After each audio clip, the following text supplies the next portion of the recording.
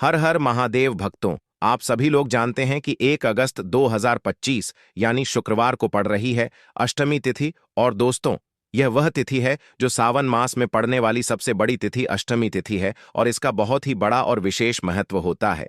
पूज्य गुरु जी ने कहा है कि अगर कभी भी मौका लग जाए तो आप लोगों को पीपल के पत्ते पर राम लिखकर बहुत छोटा सा उपाय करना है।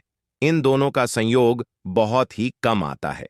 इसी के साथ में गुरु जी ने अपनी शिव पुराण कथा में बताया है कि इस दिन आपको एक पीपल के पत्ते पर राम वाला उपाय तो आपको अवश्य ही करना चाहिए, क्योंकि ऐसा दिन पूरे साल में सिर्फ एक ही बार आता है। और दोस्तों, आप सभी लोग जानते हो कि शुक्रवार का अगर सबसे बड़ा कोई उपाय है तो वह पीपल के पत्ते पर राम वाला उपाय। तो दोस्तों, शुक्रवार के दिन आप लोगों को इस पीपल के पत्ते पर राम लिखकर बहुत छोटा सा उपाय करना है। बहुत सारे लोग होंगे जिन लोगों ने इस उपाय को ना किया हो, मतलब पूरा साल निकल गया, उन्होंने किसी भी दिन इस पीपल के पत्ते पर राम वाला उपाय को ना किया हो।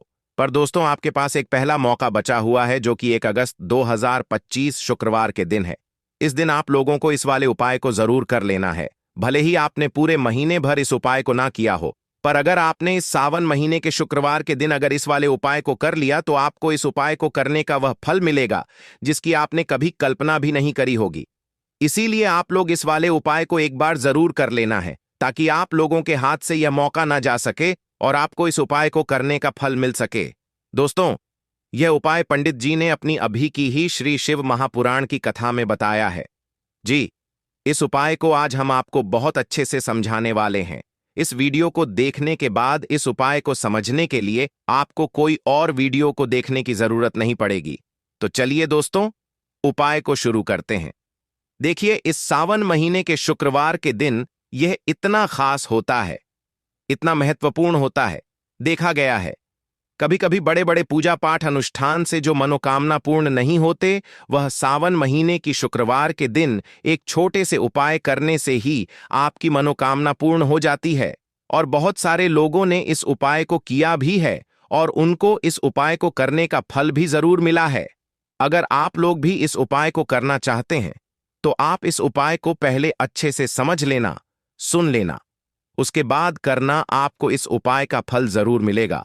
और इस उपाय को कर लेने से आपके घर में चाहे किसी भी प्रकार की दुख और समस्या क्यों ना चल रही हो, आपको उसका कारण भी नहीं पता है कि भाई यह समस्या किस कारण से चल रही है। उसका कुछ भी कारण हो सकता है, जैसे पितृदोष हो सकता है या किसी भी तरह का मंगल दोष भी हो सकता है। तो इस दिन आप लोगों को यह वाला उपाय कर लेना है। यह एक ऐसा उपाय है जिस उपाय को अगर किसी विशेष दिन पर किया जाए तो भाई उस विशेष दिन का जो है वह तो हमें मिलता ही मिलता है, पर हमने उस दिन पर इस उपाय को किया है तो हमें उससे भी बड़ा फल मिलता है। और फल बहुत जल्दी मिलता है, क्योंकि आप इस उपाय को बहुत ही बड़े और विशेष दिन पर कर रहे हो। तो चलिए अब उपाय के बारे में बात करते हैं, लेकिन उससे पहले आप लोगों को यह जानना आवश्यक है कि आखिर यह उपाय किस समय करना है, किसको करना है और कैसे करना है। तो चलिए हम आगे आपको वीडियो में एक एक करके बता देते हैं।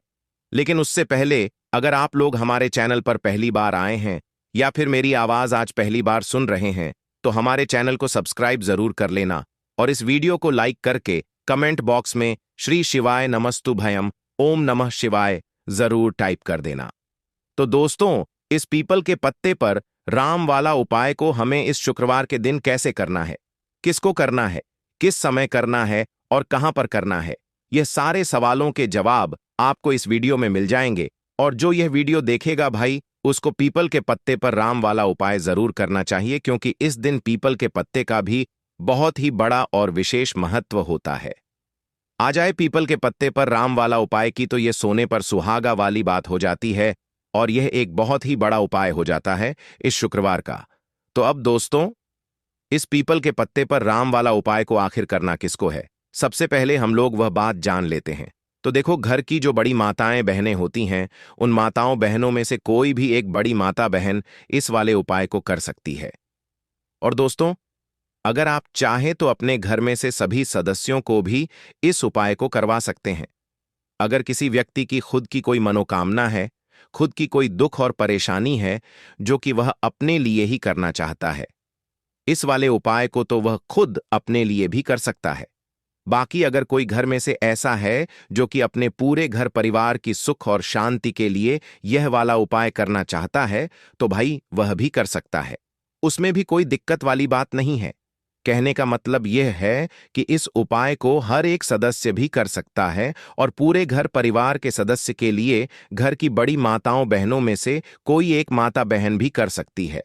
माताएं बहनें अगर घर में उपस्थित ना हो या वह यह वाला उपाय ना कर पा रही हो, तो फिर घर का कोई बड़ा सदस्य भी इस पीपल के पत्ते पर राम वाला उपाय को कर सकता है। चाहे फिर वह पुरुष ही क्यों ना हो, उसमें कोई भी दिक्कत वाली बात नहीं है। उसके बाद में दोस्तों, जो अगला प्रश्न निकल कर आता है वह यह आता है इस उपाय को लेकर कि आखिर इस उपाय को हमें किस समय करना है, सुबह के समय करना है कि शाम के समय करना है। तो देखो, इस वाले उपाय को आप लोग सुबह के समय भी कर सकते हो और शाम के समय प्रदोष काल में भी कर सकते हो।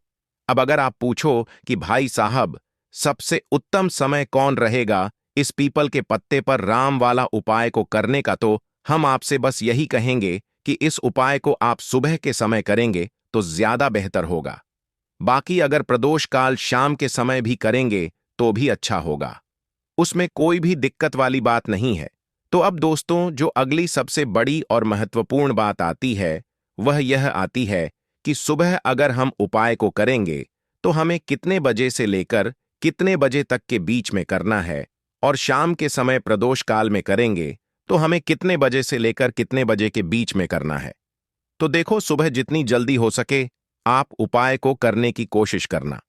बाकी अगर किसी कारणवश लेट भी हो जाओ, थोड़ी देर भी हो आए, तो 10 या 11 बजे तक भी आप उपाय कर लेना, पर 12 बजे से ज्यादा देरी ना हो। ठीक है, इस बात का ध्यान रखना।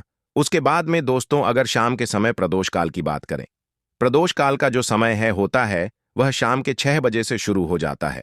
मतलब शाम के 6 बजे से लेकर 7 बजे के बीच का जो समय होता है, यह समय प्रदोष काल का समय होता है। तो आप इस उपाय को 7 या 8 बजे के बीच में भी कर सकते हो। मतलब शाम के 6 बजे से रात 8 बजे के बीच में आप कभी भी इस वाले उपाय को कर सकते हो। उसमें कोई भी दिक्कत वाली बात नहीं है। हमें किसी भी दिन आपको पीपल के पत्ते पर राम लिखकर बहुत छोटा सा उपाय करना है। ऐसा समझ लीजिए, जितने भी आपके शत्रु हैं, जो भी आपके विरोधी हैं, दुश्मन हैं, जो आपको हर तरफ से परेशान कर रहे हैं, अब उन शत्रुओं की अकड़ निकलेगी। शत्रु का किया कराया भी तुरंत हट जाएगा जब शुक्रवार में आप इस छोटे से उपाय को करेंगे। तो देखिए, आज की वीडियो विशेषकर उन लोगों के लिए ही है जो अपने जीवन में शत्रुओं से और दुश्मन से बहुत ज्यादा परेशान हो चुके हैं। देखिए, जगत जननी मां जगदम्बा का हम शुक्रवार में पूजन करते हैं और उनसे जुड़े हुए उपाय करते हैं। साथ ही साथ आपको बता दें कि शुक्रवार में संकट मोचन हनुमान जी का पूजन करने से और उनसे जुड़े हुए कुछ उपाय करने से जीवन के बड़े से बड़े कष्ट भी क्षण भर में दूर हो जाते हैं। तब बहुत कम समय में आपके शत्रु और आपके विरोधी आपके जीवन से दूर हो जाएंगे। आपके दुश्मन लाख कोशिश करने के बाद भी आपका बाल भी बांका नहीं कर पाएंगे, अगर आप शुक्रवार में इस छोटे से उपाय को कर लेते हैं। अब देखिए, आज का जो समय है यह कलयुग का समय है, और कलयुग के एकमात्र देवता जो अपने भक्तों के जीवन से सारे कष्टों को दूर कर देते हैं, वह स्वयं है संकट मोचन हनुमान जी। और संकट मोचन हनुमान जी का पूजन अगर आप शुक्रवार में करते हैं और उनसे जुड़ा हुआ यह छोटा सा उपाय अगर आप शुक्रवार में किसी भी दिन कर लेते हैं, तो ऐसा समझ लीजिए, आपके जो शत्रु हैं, आपके जो विरोधी, आपके जो दुश्मन हैं, यह किसी भी तरह से आपको परेशान करने का प्रयास कर लें, आपका बाल भी बांका नहीं कर पाएंगे। दूसरी चीज, अगर आपके शत्रु ने आपके ऊपर कोई भी तंत्र मंत्र करवा रखा है, कोई भी जादू टोना, कोई भी ब्लैक मैजिक आपके ऊपर करवा दिया है या करवाने का प्रयास कर रहे हैं, ऐसा समझ लीजिए वह किया कराया आप तक पहुंचेगा ही नहीं। और अगर आप तक पहुंच गया है, कोई भी ब्लैक मैजिक तुरंत हट जाएगा जब आप इस छोटे से उपाय को शुक्रवार में करेंगे। देखिए, उपाय छोटा है लेकिन बहुत महादिव्य चमत्कारी है। मतलब उपाय को करने में ना तो आपका ज्यादा समय जाएगा, ना ही इसमें आपके ज्यादा पैसे लगने वाले हैं। और ऐसा समझ लीजिए कि एक बार ही अगर आपने इस उपाय को शुक्रवार में कर लिया तो इसका महादिव्य चमत्कार आप खुद देख लेंगे। तो शुक्रवार के जो 9 दिन होते हैं यह बहुत ही सिद्ध दिन होते हैं। मतलब शुक्रवार के दिनों में 9 माता रानी हमारे घरों में आती हैं, अपने भक्तों के जीवन से कष्टों को दूर करती हैं। साथ ही साथ आपको बता दें कि शुक्रवार के टाइम पर जब भी आप संकट मोचन हनुमान जी के उपाय करते हैं तो मां दुर्गा की आपको असीम और विशेष कृपा मिलती है। मां दुर्गा आपसे बहुत जल्दी प्रसन्न होती हैं और आपके सारे संकटों को वह दूर कर देती है। तो पीपल के पत्ते में और पीपल के पेड़ में होता है। देवी देवताओं का वास पीपल के पेड़ में श्री हरि विष्णु साक्षात मां लक्ष्मी वास करती हैं। पीपल के देव में हमारे पितरों का वास होता है। पीपल का जो पेड़ होता है इसका पूजन करने से शनिदेव की कृपा उनका आशीर्वाद मिलता है। और पीपल का पत्ता जो है इसका उपाय शुक्रवार में करने से व्यक्ति के जीवन से बड़े संकट और कष्ट दूर हो जाते हैं, जिसमें कि शत्रु और आपके दुश्मन जो हैं यह पूरी तरह परास्त हो जाएंगे, चारों खाने चित हो जाएंगे और कभी भी आपका कुछ नहीं बिगाड़ पाएंगे। अगर यह उपाय आप करते हैं तो देखिए यह उपाय स्त्रियां भी कर सकती हैं, पुरुष भी कर सकते हैं। किसी भी दिन आप इस उपाय को कर सकते हैं, ठीक है ना। इसमें दिन आपको नहीं देखना है कि किस दिन करें, जिस दिन आप चाहा उस दिन इस उपाय को आप कर सकते हैं। तो शुक्रवार के दिन आपको पीपल का पत्ता तोड़ना नहीं है, उससे एक दिन पहले ही तोड़कर आप पीपल का पत्ता ले आ, या गिरा हुआ जो पत्ता होता है पीपल का वह आप ले लें, ठीक है ना। बस इस चीज का आपको ध्यान रखना है कि शुक्रवार के दिन पीपल के पेड़ से कोई भी पत्ता हम नहीं तोड़ते हैं, इस चीज का आपको विशेष ध्यान रखना है। तो आपको लेना है पीपल का एक पत्ता और शुद्ध जल से उसे साफ कर लेंगे पहले, जिससे कि धूल मिट्टी अगर पीपल के पत्ते पर हो तो वह हट जाए। फिर गंगा जल का थोड़ा सा छिड़काव यानी थोड़ी सी छींटे आपको इस पीपल के पत्ते पर मारनी है और इस पीपल के पत्ते को फिर कपड़े से पोंछकर आपको साफ कर लेना है, बिल्कुल सुखा लेना है। अब आपको लेना है थोड़ा सा सिंदूर, जो केसरिया वाला सिंदूर आता है जो हम संकट मोचन हनुमान जी को चढ़ाते हैं, वह केसरिया सिंदूर आपको लेना है। थोड़ा सा जल डाल के इसे गीला कर लेंगे और इसी सिंदूर से इस पीपल के पत्ते पर आपको भगवान राम का नाम लिखना है। अब किससे लिखेंगे? माचिस की तीली ले सकते हैं, उससे लिख सकते हैं। किसी भी तरह से आपको भगवान राम का नाम इस पीपल के पत्ते पर लिखना है। लिख लिया, एक आपको चमेली के तेल का या सरसों के तेल का दीपक तैयार करना है और एक कोई भी आपको लेनी है मिठाई में। यहां पर आप बूंदी का प्रसाद ले सकते हैं, बेसन का लड्डू ले सकते हैं और अगर आप इमरती ले लेते हैं तो यह और भी उत्तम है। देखिए, इमरती का जो भोग होता है यह संकट मोचन हनुमान जी को बहुत ज्यादा प्रिय है। अब यह सारी चीजें लेकर आपको जाना है संकट मोचन हनुमान जी के मंदिर में। तो देखिए, सबसे पहले आपको संकट मोचन हनुमान जी के सामने यह दीप प्रज्वलित करना है जो आप लेकर के गए हैं। चाहे आपने चमेली के तेल का दीपक तैयार करा है या सरसों के तेल का। सबसे पहले दीपक आप जला देंगे और दीप जलाने के बाद आपको जो पीपल का पत्ता आप लेकर के गए थे वह पत्ता आपको संकट मोचन हनुमान जी को अर्पित करना है, वहां चढ़ाना है। और जो भी भोग में आप लेकर के गए हैं, चाहे आपने बेसन के लड्डू लिए, बूंदी का प्रसाद लिया या फिर इमरती, जो भी कुछ आपने लिया है उसका भोग लगाना है। और संकट मोचन हनुमान जी से आपको प्रार्थना करनी है कि हे जगत का कल्याण करने वाले संकट मोचन हनुमान जी, संकटों को हरने वाले मेरे जीवन से शत्रु और दुश्मनों को भी दूर कर दीजिए। शत्रु का किया कराया तंत्र मंत्र सब कुछ हट जाए, ऐसी कृपा मुझ पर कीजिए।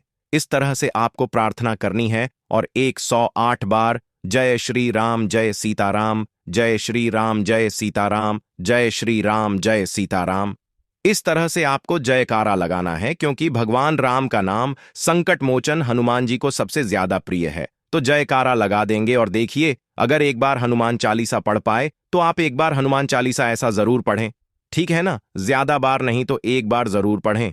जयकारा तो आपको बिल्कुल से लगाना है और इस छोटे से उपाय को किसी भी दिन कर लीजिए, सुबह कर लीजिए, शाम को कर लीजिए और किसी भी दिन, जैसे शुक्रवार की तिथि जो होती है ना, ये बहुत बड़ी होती है, आप उस दिन भी इस उपाय को कर सकते हैं।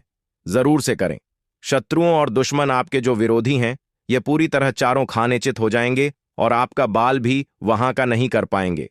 तो देखिए, इस उपाय को आप 9 दिन भी कर सकते हैं, 2-3 बार भी कर सकते हैं। अगर आप ज्यादा बार नहीं कर पा रहे हैं तो एक बार आपको इस उपाय को जरूर से करना चाहिए। तो देखिए, इस उपाय को करने से जो आपके सामने से शत्रु हैं वह भी परास्त हो जाएंगे। जो पीठ पीछे वार करते हैं, पीठ पीछे तंत्र मंत्र करवाते हैं, वह शत्रु भी चारों खाने चित हो जाएंगे। बस छोटा सा उपाय है, जरूर करें। तो देखिए, अब बात कर लेते हैं अपने एक बहुत छोटे से उपाय की, जिसे शुक्रवार में करने से आपकी हर मनोकामना पूरी हो जाती है। यह उपाय आप अपने घर पर ही कर सकते हैं, कहीं जाने की आवश्यकता नहीं है। कोई भी ऐसी विश जो बहुत लंबे समय से अधूरी है, पूरी नहीं हो रही है, या धन को लेकर आप बहुत परेशान हैं, या घर में संकट कष्ट बहुत आते हैं, बीमारियां बहुत आती हैं, तो एक लाल पुष्प जैसे कि गुलाब का फूल भी लाल होता है, आप जरूर से अपने घर के मंदिर में मां दुर्गा को अर्पित करें और एक देसी घी का दीपक लाल बाती का जलाकर मां का पूजन करें। शुक्रवार में अगर लाल रंग से जुड़ा हुआ यह उपाय आप करते हैं, आपकी सारी मनोरथ, सारी मनोकामनाएं मां पूरा कर देंगी, क्योंकि लाल रंग मां दुर्गा को बहुत प्रिय है। लाल पुष्प और लाल रंग की बाती का दीपक आपकी बड़ी से बड़ी मनोकामना को भी पूरा कर देगा। शुक्रवार में यह उपाय आप किसी भी दिन कर सकते हैं। दूसरे उपाय कि हल्दी वाला जल आपको अपने घर में किस जगह पर डालना है और उपाय को कैसे करना है, और कैसे यह हल्दी वाला जलते सावन महीने का शुक्रवार के दिन जब आप अपने घर में डालते हैं छींट है। उपाय को करते हैं तो सीधे सीधे मां लक्ष्मी आपसे प्रसन्न होकर आपके घर में आती हैं और श्री हरि विष्णु के साथ आती हैं। स्थिर लक्ष्मी का आपके घर में वास होता है। कहने का मतलब है कि फिर कभी भी मां लक्ष्मी आपके घर को छोड़कर नहीं जाती है। जो लोग कहते हैं कि हमारे घर में धन तो आता है लेकिन चला जाता है लेकिन फिजूल खर्ची बहुत है। धन तो घर में आता है लेकिन तिजोरी कभी धन से भरी नहीं रहती है, खाली हो जाती है। तो 90 पर लोग ऐसे होते हैं जिनके जीवन में यह समस्या होती है कि हमारे घर में स्थिर लक्ष्मी का वास नहीं है। देखिए, हम सभी चाहते हैं ना कि मां लक्ष्मी और श्री हरि विष्णु हमेशा हमारे घर में रहे, उनका आशीर्वाद बना रहे। हम हमारे जीवन के जितने भी दुख हैं उनका सामना जो है बहुत आसानी से कर सके। देखिए, जब व्यक्ति के पास पैसा नहीं होता है ना, तो वह बहुत सारे कष्ट दुख उसके जीवन में जब आते हैं उनका सामना भी नहीं कर पाता है, और जब उसका आर्थिक पक्ष मजबूत होता है तो बहुत सारी समस्याएं उसे अपने जीवन में जो आती हैं वह छोटी लगती हैं। लेकिन अगर पैसा भी पास नहीं है दोस्तों,